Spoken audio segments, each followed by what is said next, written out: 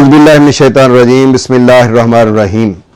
अस्सलामुअलैकुम ख़वातीन हज़रात, मैं हूं आपका होम्योपैथिक डॉक्टर रिजवान साकिब और आपसे मुखातब हूं शमा होम्यो क्लिनिक लाहौर पाकिस्तान से। मैंने अपनी गुज़श्ता 2 वीडियोज़ के अंदर आपको डिटेल के साथ बताया है कि व्हाट इज़ हर्निया, और ये भी बताया है कि टाइप्स ऑफ हर्निया, के हर्निया क्या चीज़ है और हर्निया की कितनी अक़साम हैं, किस किस्म का हर्निया होता है। और आज हम बात करेंगे इस वीडियो के अंदर कि हर्निया की काजेज़ क्या हैं, साइन एंड सिम्टम्स क्या हैं और उसका डायग्नोजिंग कैसे हो, क्या तरीकाकार है जिसके से हम ये पता करें कि ये हर्निया है या कोई और चीज़ है। तो सबसे पहले हम ये बात करते हैं कि हर्निया होता क्यों है, हर्निया की काजेज़ क्या हैं, वजूहात क्या हैं। जब तक उसकी वजूहात, उसके असबाब, उनका इल्म ना हो, उस वक्त तक हम उसके साइन और सिम्टम्स नहीं ले सकते हैं। तो हर्निया की काज जो है उसमें यह है कि ज़्यादा देर तक कब्ज़ का रहना, दरीना कब्ज़ है, पुरानी कब्ज़ है, तो क्रॉनिक कॉन्स्टिपेशन जो है वो आमतौर पर हर्निया का काज बनती है। इसके अलावा मुख्तलिफ किस्म के नशे, उसमें सिगरेट नोशी है और ये हुक्का पीना है। हुक्के पे, सिगरेट पे मेरी पिछली 2 वीडियो है, मैं उनसे डिटेल से बताया कि उसमें नुकसानात क्या हैं। और हुक्का पीने से भी ये होता है कि जैसे कब्ज़ से इंसान जो है वो जोर नीचे को लगाता है, जिसकी वजह से वो बॉडी के कुछ कंटेंट्स जो है वो झिल्ली में उतर आते हैं, जिसको हम हर्निया कहते हैं। तो इंगुइनल हर्निया भी इसकी वजह से हो सकता है, और इसके अलावा हमारे स्क्रोटम हर्निया भी इसकी वजह से हो सकता है, फेमोरल हर्निया भी इसकी वजह से हो सकता है। कब्ज़ की वजह से, जोर लगाने से ये मसला बनता है। खास तौर पर जो जरा थोड़ा हेल्दी पर्सन है उनमें, या वो लोग जो किसी भी किस्म का नशा करते हैं, वो अफीम का नशा है, शीशे का नशा है, हीरोइन का नशा है, चर्स का नशा है, या इवन सिगरेट का नशा ही है, तो उसकी वजह से ये होता है कि जो हमारी झिल्ली है वो आहिस्ता आहिस्ता नरम पड़ती जाती है, कमजोर होती जाती है, ढलकती जाती है, जिसकी वजह से बॉडी के कंटेंट्स जो है वो बाहर आसानी से निकल आते हैं। तो इसलिए तमाम किस्म के नशे जो हैं वो भी ये काम करने में बड़ा किरदार अदा करते हैं। ये भी एक बहुत बड़ी काज है। और क्रॉनिक कफ जो है, पुरानी खांसी, मुसलसल खांसी जो है, ये भी हर्निया का बायस बनती है। खास तौर पर जो हाइटस हर्निया है वो इसकी वजह से आमतौर पर होता है, और दीगर हर्निया भी इसकी वजह से पैदा हो सकते हैं। इंगुइनल हर्निया भी इसकी वजह से हो सकता है। और कमजोरी, प्रोटीन की कमी, जिस्म पर, बॉडी पर गोश्त ही नहीं है तो ज़ाहिर है झिल्ली भी कमजोर होगी, और इसी वजह से टीबी के मरीजों में मुख्तलिफ किस्म के हर्नियाज पैदा हो जाते हैं। तो हमें अपनी बॉडी को प्रोटीन पूरी देनी चाहिए, खुराक पूरी खानी चाहिए। बसियारखोरी की बात नहीं हो रही है, बसियारखोरी बजाते खुद इसका बायस बनती है, लेकिन जितना बॉडी को रिक्वायर है उतनी तो हमें प्रोटीन, विटामिन्स, मिनरल्स उतने बॉडी के अंदर जाने चाहिए, उतनी फैट बॉडी के अंदर होनी चाहिए जितनी उसको रिक्वायर है। और एक काज इसकी बाई बर्थ भी होती है कि बच्चों में आमतौर पर अम्बिलिकल हर्निया जो है वो होता है, या बाद में भी हो जाता है, या स्क्रोटम हर्निया जो है, या इंगुइनल हर्निया जो है, वो जो स्क्रोटम के अंदर टेस्टिस का टाइम पर नहीं उतरते हैं कि जिसकी वजह से ये हो सकता है, तो ये वजह भी बनती है।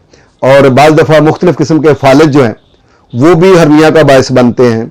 और प्रेगनेंसी के दौरान भी ख़वातीन को आमतौर पर मुख्तलिफ किस्म के हर्नियाज हो जाते हैं। और कई पेशे ऐसे हैं कि जिनकी वजह से हर्निया हो जाता है। मसलन ड्राइवर हज़रात को आमतौर पर इंगुइनल हर्निया या फेमोरल हर्निया होता है, और स्क्रोटम हर्निया भी हो जाता है उनको। और पान फरोश हैं, सेल्स बॉय हैं, सेल्स गर्ल हैं, तो वो जो है उनको भी ज़्यादा देर तक खड़ा रहने की वजह से वो हर्निया हो जाता है। या इसी तरह का कोई और पेशा है, जैसे वेट लिफ्टिंग है, वेट लिफ्टिंग में भी इंसीजनल हर्निया हो सकता है और मुख्तलिफ किस्म के हर्नियाज हो सकते हैं। और एक काज इसकी बसियारखोरी भी है कि हमारा जो एक होता है रवैया कि जी सुबह उठे भी लेट, और लेट उठने के बावजूद भरपूर नाश्ता किया, और थोड़ी देर के बाद दोपहर के खाने का टाइम हो गया जी, अब तो हमने लंच करना है। तो ये नहीं देखना है कि पेट को कितना चाहिए, ये मिसमैनेजमेंट है खाने की। अगर खाना हम टाइम पर खाएं और बसियारखोरी से इज्तनाब करें कि एक हिस्सा पेट का, अगर पेट को 4 हिस्सों में तकसीम किया जाए तो 2 हिस्से खाने से भरें, एक हिस्सा पानी से भरें और एक हिस्से को खाली रहने दिया जाए। अभी कुछ भूख है तो आप खाने से हाथ उठा लें कि भी बस मैंने इतना ही खाना है, तो उससे यह है कि पेट का जो खाली हिस्सा है वो हर्निया पैदा करने से रोकता है और हिफाजत करता है। तो बसियारखोरी बजाते खुद एक बहुत बड़ी वजह है। दूसरा, किसी भी वजह से पेट का बढ़ जाना, यह भी हर्निया का काज बनता है। तो पेट को फूलने से, बढ़ने से ये बहुत बचाना चाहिए। खाने के बाद मुख्तलिफ किस्म की एक्सरसाइजेज और राब्ता आपस का, और किसी भी किस्म का कोई भी जो वजह है, खाना खाने के बाद पेट की एक्सरसाइज की कोई भी जो आप एक्सरसाइज करें उससे भी हर्निया के बनने के चांसेस होते हैं। फास्ट फूड का बहुत ज़्यादा इस्तेमाल, इसके अलावा ये जो तेज़ किस्म की जो एनर्जेटिक चीज़ें हैं जैसे चॉकलेट है, कोई और चीज़ें हैं, वो ज़्यादा उनका इस्तेमाल, वो भी हर्निया का काज बनता है। और हमारे घरों में जो सिल्वर स्टील जिसको एल्यूमिनियम कहते हैं उसके बर्तनों में जो हम खाना पकाते हैं वो भी हमारा ये जो हाइटल हर्निया है उसकी वजह भी बनता है और दीगर हर्निया की बायस भी बनता है, क्योंकि ये हमारी स्किन को भी बारीक करती है, ये एल्यूमिनियम है। और इसके अलावा यह है कि हमारी जो झिल्ली है, मेम्ब्रेन है, उसको भी ये कमज़ोर करती है और हमारी अंतड़ियों के अंदर ये प्रेशर भी पैदा करती है। तो ये भी एक काज बन सकता है। तो ये है वो मुख्तलिफ काजेस या वजूहात जिनकी वजह से हर्निया पैदा होता है।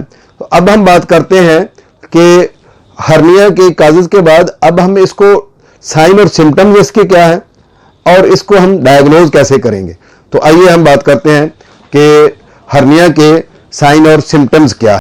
हर्निया के साइन और सिम्टम्स में हम अगर लें तो सबसे पहले तो इंटरनल हर्निया की बात करते हैं। इंटरनल हर्निया या हाइटस हर्निया जिसको हम बोलते हैं, तो उसकी जरा काज सिम्टम्स जो हैं, साइन और सिम्टम्स जरा थोड़े मुख्तलिफ होते हैं। वो ये क्या है, उसमें यह है कि बर्निंग पेन होती है, ये इसोफेगस में, खुराक की नाली में जलन होती है, डकार आते हैं और खाना ऊपर को आता हुआ महसूस होता है, मतली और कै की कैफियत होती है, तुरश जो है ना वो कै आती है और सब्ज कै आती है जब कै आती है। तो इसके अलावा डकार जो आते हैं वो ऐसा लगता है जैसे उनके अंदर मिर्चें भरी हुई हैं, मिर्चों वाले डकार आते हैं। और इसके अलावा दिल पर बोझ सा महसूस होता है, ऐसा लगता है कि जैसे कोई एंजाइना का कोई मसला है, कोई दिल पे दर्द हो रहा है और यहाँ पे गैस का भराव ज्यादा महसूस होता है, सांस फूलता है, खांसी आती है और बाज़ दफ़ा अंदरूनी ब्लीडिंग होती है और निमोनिया की जो अलामात हैं वो पैदा हो जाती हैं। तो ये वो अलामात हैं जो हाइटस हर्निया में आमतौर पर हमें महसूस होती है। इसके अलावा भी बहुत सारी अलामात इसमें इंटरनल हर्निया में होती हैं। वो डॉक्टर से जब आप वालिद से मिलते हैं तो वो आपके साइन और सिम्टम्स जब लेता है तो उससे वो महसूस कर लेता है कि ये एंजाइना है, दिल का दर्द है, या ये निमोनिया है, या ये हाइटल हर्निया है, या हाइटस हर्निया है, या कोई और बीमारी है। तो इसको मालूम करने के लिए ज़ाहिर है वो सिम्टम्स और साइंस जो हैं वो आपके अच्छे मुआलजे नहीं लेने हैं। और इसके अलावा ये है कि जिस्म के बॉडी के किसी भी हिस्से पर कोई चीज़ उभरी हुई है और उसको दबाने से, प्रेस करने से वो नीचे दब जाती है, वो अपनी असल हालत में आ जाती है, तो वो भी हर्निया ही होता है आमतौर पर।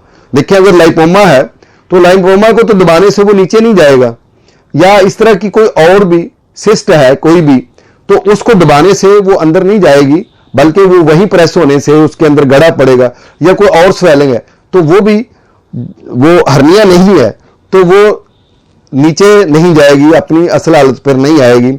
हाँ अगर अपेंडिसाइटिस है तो उसके और सिम्टम्स हैं और उनसे वो डायग्नोज किया जा सकता है कि ये अपेंडिसाइटिस है या हर्निया है। तो ये जो उभरा हुआ हिस्सा है जो प्रेस करने से वापस चला जाए तो वो भी एक साइन है हर्निया का। अगली चीज है खिंचाव और दर्द। जाहिर है कि जब कोई बॉडी कंटेंट जो है वो मेम्ब्रेन के अंदर उतर आएगा तो उसके इर्द गिर्द का एरिया या उससे थोड़ा हटकर जो एरिया है उसमें खिंचाव महसूस होगा। और बाज़ दफ़ा ये होता है कि फेमोरल हर्निया है लेकिन पेशेंट को पता नहीं चलता कि ये फेमोरल हर्निया है। वो डॉक्टर के पास जाता है कि डॉक्टर साहब मेरी ये पूरी लेग में पेन हो रहा है, और या उसको इंसीजनल हर्निया है तो वो कहता है कि मेरी बैकबोन में पेन हो रहा है।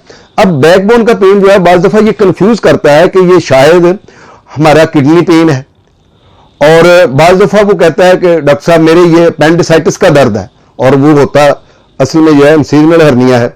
इसी तरीके से जब हम ये कहते हैं कि उसकी बैक पे दर्द हो रहा है तो बाज दफा जो अम्बिलिकल हर्निया जो है वो निकल रहा होता है, या पेशेंट कहता है कि डॉक्टर साहब मेरी टेस्टिस में इन्फेक्शन है और वहां पे जो है ना वो दर्द हो रहा है, वहां पे स्वेलिंग है, तो वो असल में हो सकता है कि इंग्यूनल हर्निया हो या स्क्रोटम हर्निया हो, या ये देखने से पता चलता है कि वो हाइड्रोसील है या वेरिकोज वेन है या वेरिकोज सील है, तो उससे पता चलता है।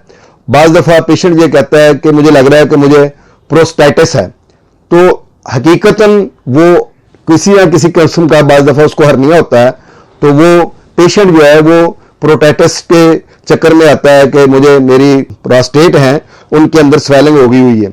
तो ये चीज जो है ये भी इसके साइन और सिम्टम होते हैं। बाज हर्नियाज की ये जो है वो सिम्टम होता है कि शदीद पेशेंट को कब्ज हो जाती है या उसको पेशाब करने में दिक्कत होती है।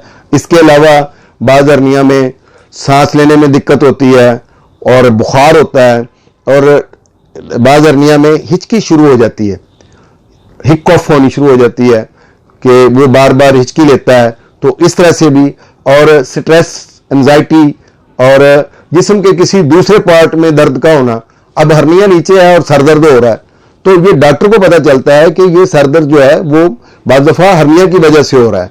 तो इसके अलावा अंदरूनी ब्लीडिंग जो है वो शुरू हो जाती है, तो ये भी बाज टाइप के हर्नियाज होते हैं जिनमें इस तरह का मसला होता है। तो ख़वातीन हज़रात, ये थे वो साइन और सिम्टम्स जो हर्निया में आम तौर पर पैदा होते हैं। इसके अलावा भी बहुत सारे साइन और सिम्टम्स हैं, लेकिन हम अब बात करेंगे कि हर्निया को डायग्नोज कैसे किया जाए। हर्निया को डायग्नोज करने के लिए मुआलिज जो है वो किस तरह के टेस्ट जो है वो रिकमेंड करता है, और किस तरह की जो है वो फिजिकली चेकअप करता है जिससे उसको पता चलता है कि ये हर्निया है। डायग्नोजन में यह है कि जब हम उसको डायग्नोज करना चाहते हैं तो सबसे इंपॉर्टेंट चीज जो है वो आपका फिजिकली चेकअप है, डॉक्टर के पास जाकर चेकअप करवाना। आप डॉक्टर के पास जाते हैं, वो आपकी फैमिली हिस्ट्री लेता है, वो आपकी लाइफस्टाइल पूछता है, आपका प्रोफेशन पूछता है, आपकी एज को देखता है, आपकी बॉडी फिजिक को देखता है, फिर इसके अलावा वो आपको लिटाकर पूरा फिजिकली चेक करता है और उसको प्रेस करके देखता है कि आया ये हर्निया है या कोई और चीज है। अगर डॉक्टर जो है इस रिजल्ट पर पहुंच जाता है कि ये हर्निया ही है तो उसका इलाज बड़ा आसान हो जाता है। लेकिन अगर खुदा न खास्ता किसी वजह से डॉक्टर फिजिकली चेकअप के बाद ये डायग्नोज करने में नाकाम रहता है कि ये हर्निया है या कोई और चीज है, वो कंफ्यूज है इसमें, तो फिर उसके मुख्तलिफ किस्म के टेस्ट होते हैं। उन टेस्टों में एक टेस्ट है जिसको हम एंडोस्कोपी कहते हैं। तो एंडोस्कोपी के जरिए से भी ये डायग्नोज किया जा सकता है कि ये हर्निया ही है। और इसके अलावा जो है वो अल्ट्रासोनोग्राफी है कि अल्ट्रासाउंड के जरिए से हम ये पता करते हैं कि ये हर्निया है या हाइड्रोसील है या वेरिकोज सील है या अपेंडिसाइटिस है या कोई और चीज है, कोई साइट्स हैं, कोई जो है वो ट्यूमर है, या इसके अलावा कोई लाइपोमा है या कुछ और है, कोई भी चीज हो सकती है। तो उसके बारे में फिर वो डॉक्टर जो है वो ये रिकमेंड करता है कि अल्ट्रासाउंड किया जाए। इसके अलावा कंट्रास्ट एक्सरे होता है। कंट्रास्ट एक्सरे के जरिए हम डायग्नोज कर लेते हैं कि ये हर्निया ही है या कोई और चीज है। और फिर इसके अलावा बेरियम मील एक्सरे होता है कि हम पेशेंट को बेरियम खिलाकर उसके बाद जो है उसका एक्सरे करते हैं, तो उसमें वो सारा कलर जो है वो चीज जो है वो बेरियम की, उसके जरिए से पता चलता है कि ये वाकईतन जो है हर्निया है या कोई और चीज है। तो बेरियम मील एक्सरे के जरिए से भी मालूम किया जा सकता है। तो ये चंद physical checkup, endoscopy, ultrasound, contrast X ray या सीटी स्कैन या बेरियम मील एक्सरे, ये वो डायग्नोजिंग है जिनके जरिए से हम इस नतीजे पर पहुंचते हैं कि ये वाकईतन हर्निया है और किस स्टेज का हर्निया है। क्या ये जो है वो होम्योपैथिक की किसी आम मेडिसिन से या यानी किसी छोटी पोटेंसी से काबिल इलाज है, या इसके लिए जो कोई बड़ी पोटेंसी देने की ज़रूरत है, या फिर यह है कि इसके लिए अब सर्जरी नागजीर हो गई है। सर्जरी कहीं एंड पर जाकर होता है कि अगर कहीं किसी ऐसी जगह पर जहां पर खुदा न खास्ता कोई डेथ का खदशा हो, एक्सपायरी का खतरा हो पेशेंट की, या कोई इस तरह का मामला हो, तो उस वक्त कहीं जाकर ये लास्ट स्टेज पर सर्जरी की ज़रूरत होती है। वरना बहुत सारे जो हमारे हर्निया की अकसाम या टाइप्स हैं वो होम्योपैथिक में काबिल इलाज हैं। होम्योपैथिक में इसका क्या इलाज है, इस पे हम इंशाल्लाह अगली वीडियो में आपको डिटेल के साथ बताएंगे। बहुत शुक्रिया। अल्लाह हाफिज़। अस्सलामु अलैकुम।